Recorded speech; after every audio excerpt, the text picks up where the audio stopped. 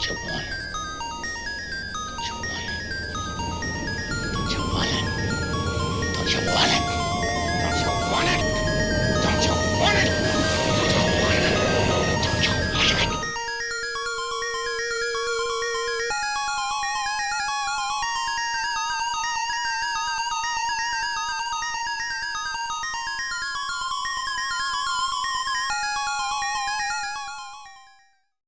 Next we have You're Next, the 2011 film. Let's start off by looking at the poster art, and they're nice enough. But these posters, they don't have the character and atmosphere of those old 80s posters, I would say. So the movie is directed by Adam Wingard, who directed the brilliant The Guest and the pretty underrated, I think, Blair Witch reboot, and I think he's just made the Godzilla vs King Kong movie that's just come out. But this one is a really good film. I've not seen it in quite some time, maybe since it came out, which was 2013, but I think I liked it more this time around. So the plot of the film is that it's a family reunion out in this remote family home, and it starts off as appears to be a home invasion movie stroke slasher type film, but we find out it's something completely different, and it's a very good film, a very satisfying, well made film. And the lead girl, she's awesome, she kicks butt, which I always like that. Not really much to say about the film, to be honest. It's a really good film, go see it, highly recommended. Right, the next couple might have some spoilers in, but I'm sure you don't mind. They are The Boy 1 and 2. The Boy 1 is 2016 and The Boy 2 is last year, 2020. The strange thing was, the first one, I had totally forgotten that I'd actually seen this movie before.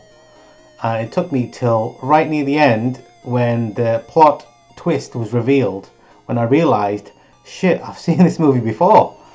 Despite that, it's a decent film.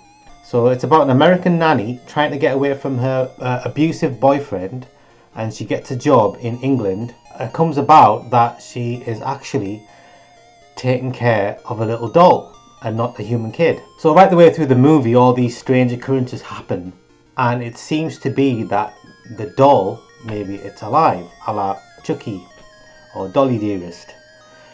So the twist is that the doll isn't alive, and in fact the child who the doll represents, who was supposed to have been killed, actually survived and has been living in this house in the walls and is crazy. And then I watched the second one the very next day. The second one has the same doll, but it's a totally different family, and the lead actor is Katie Holmes, who used to be in Dawson's Creek. I'm sure when she was in Dawson's Creek, she was about 20 playing a 16-year-old, and she had this like adorable face, and she looked about 16, what she was supposed to be playing.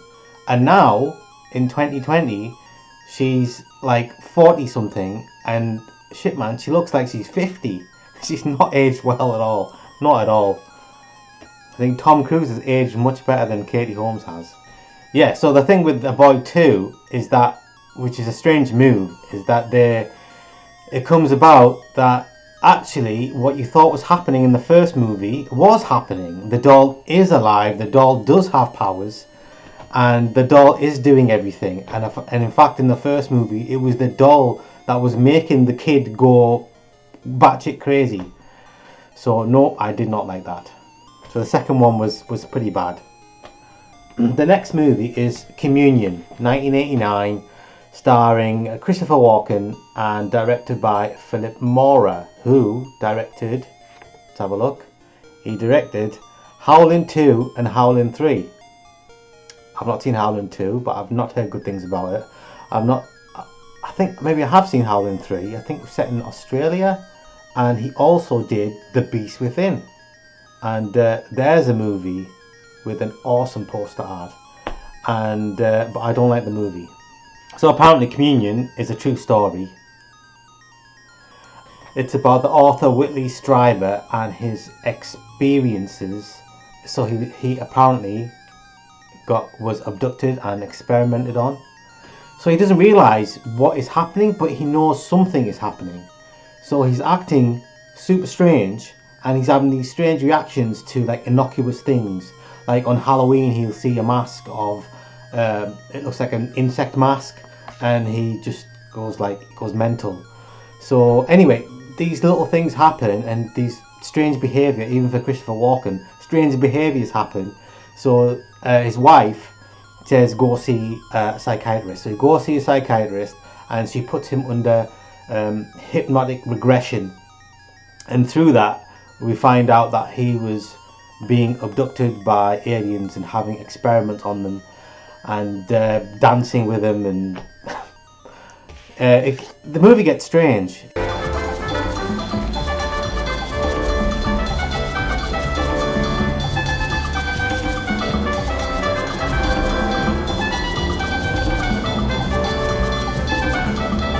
So there are like images and sequences that are really kind of creepy.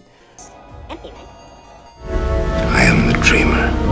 You are the dream. So Communion was, it's still a good film. I would say it is a good film. Communion brings us on nicely to the next movie, which is Alice Sweet Alice, aka Communion.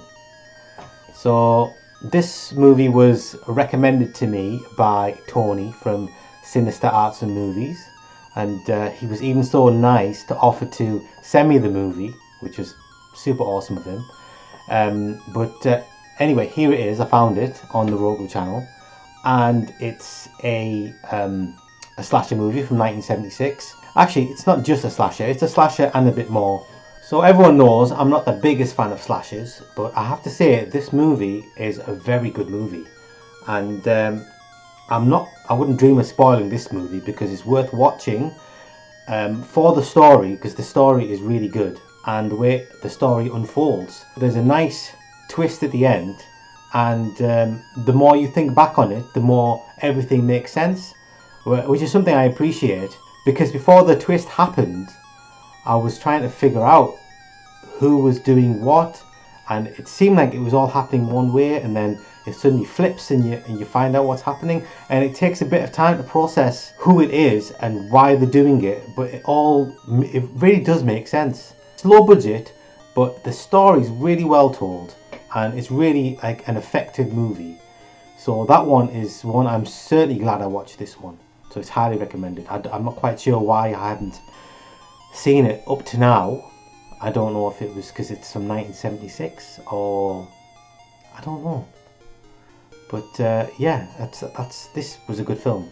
This one is definitely recommended. Just looking at the poster art, even though this is pretty new to me, this is a classic poster. I mean, I've only been aware of it for a very short amount of time, but just looking at it, I mean, that is a classic poster, that. And there's another one, really, really nice poster. So I have to say, I think these poster arts really do reflect, Communion, do reflect the movie very well. So Alice Sweet Alice I watched again on the Roku channel, and this penultimate film I watched on Roku channel as well. It's called Shock from 1977. The other title is Beyond the Door 2. This movie is completely new to me, and it was directed by Mario Bava, and I have never seen a Mario Bava movie ever, and this one was not the greatest movie, I have to say. So her husband has died, and she's remarried, and she's got a son from the previous marriage, and they've moved away, and they've come back to the same house where they used to live, and now the little boy's acting strange, and it seems like he's possessed, and he is possessed.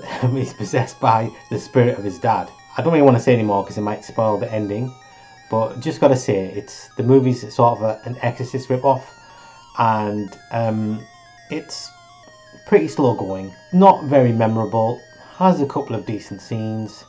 There's one good scare in the movie, like one really good scare that really made me jump, almost right near the end. The main character, she goes mental at the end, really does. She just goes proper psycho. That last 20 minutes, if the rest of the movie was as good as the last 20 minutes, I would give it a thumbs up.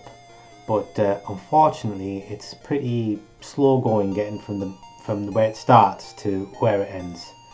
So that's a shame. So now we go on to the final movie, and that is Intruder from 1987. Is that right? 1987?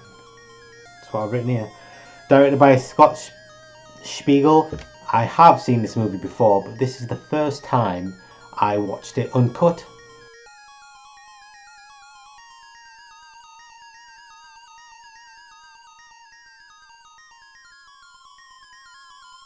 Yeah, I like the setting. I kind of like the characters, but for some reason the film just leaves me cold. I'm not quite sure why. It's worth watching the uncut version. I mean, those extra scenes and the extra gore is, I mean, that was all done really, really well. And I'm not a big fan of the killer. It goes a bit over the top at the end.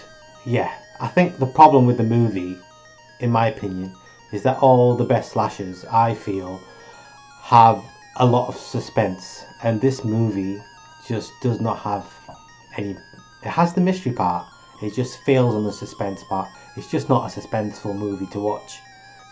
I think that's what is the movie's downfall, in my opinion. The movie's just not up to mark. Right, so that's all the horror that I watched in March, and yeah, it was a good month for horror for me. Most of these movies I hadn't seen before, or had seen a very long time ago. So that's it. It's probably a longer video than I expected, but anyway, I hope you stuck with me. So I'll see you guys in the next video. Please take care of yourselves, and remember, horror lives matter.